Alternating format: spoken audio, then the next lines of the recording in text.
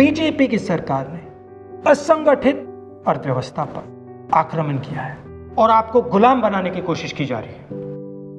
2008 में जबरदस्त आर्थिक तूफान आया, पूरी दुनिया में आया, अमेरिका में, जापान में, यूरोप में, चाइना में, सब जगह आया। अमेरिका के बैंक गिर गए, कंपनियां बंद हो गई, एक के बाद एक कंपनी की लाइन लग गई, बंद हो गई। यूरोप के बैंक गिरे, मगर हिंदुस्तान को कुछ नहीं हुआ। यूपीए की सरकार थी, प्रधानमंत्री जी के पास गया और मैंने उनसे पूछा, मनमोहन सिंह जी बताइए, पूरी दुनिया में आर्थिक नुकसान हुआ है, हिंदुस्तान को कोई असर नहीं हुआ, कारण क्या है? मनमोहन सिंह जी ने कहा, राहुल, अगर हिंदुस्तान की अर्थव्यवस्था को समझना चाहते हो तो यह समझना होगा कि हिंदुस्तान में दो अर्थव्यवस्थाएं हैं। पहली असंगठित अर्थव्यवस्था और दूसरी संगठित अर्थव्यवस्था। संगठित अर्थव्यवस्था में बड़ी कंपनियां, नाम आप जानते हो। असंगठित अर्थव्यवस्था में किसान, मजदूर, छोटे दुकानदार, मिडिल साइज कंपनीज। जिस दिन तक हिंदुस्तान का असंगठित सिस्टम मजबूत है, उस दिन तक हिंदुस्तान को कोई भी आर्थिक तूफान छू नहीं सकता। अब आज के दिन आते हैं।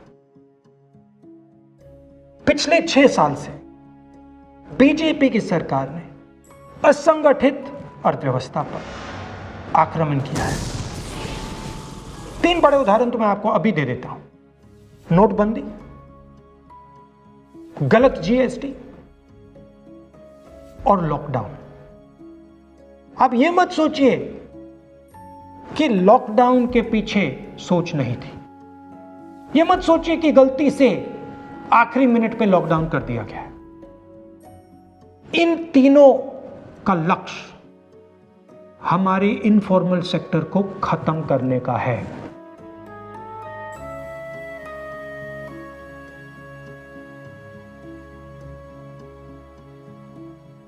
प्रधानमंत्री जी को अगर सरकार चलानी है, मीडिया की जरूरत है, मार्केटिंग की जरूरत है। मीडिया और मार्केटिंग 15-20 लोग करते हैं।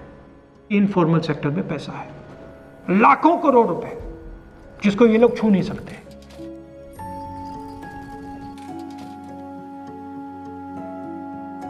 इसको ये लोग तोड़ना चाहते हैं, पैसा लेना चाहते हैं। इसका नतीजा आएगा।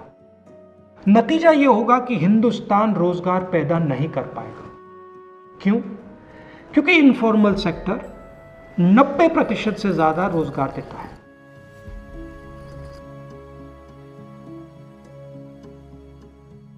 जिस दिन इनफॉर्मल सेक्टर खत्म हो गया, नष्ट हो गया, उस दिन हिंदुस्तान रोजगार पैदा नहीं कर पाएगा।